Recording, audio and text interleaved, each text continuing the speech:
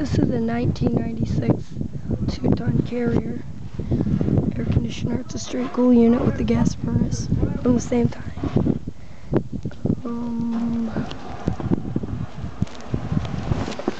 Yeah, there are the numbers.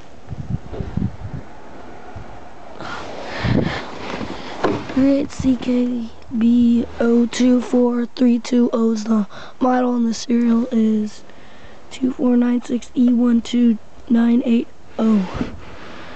And it has 4.50 pounds of R22 refrigerant. Look at the icicles.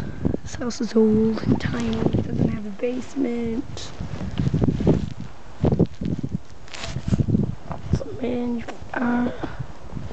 It's very small.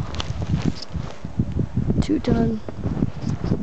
Straight cool unit with a gas furnace, also a Carrier. There's my neighbor's 4-ton Lennox. That's from 95, the Lennox. This thing has a Bristol Reciprocating compressor. It's tiny. Buried under the 1 foot of snow we have on the ground. It's buried. I think it's 6 of these grids tall, and it's under there.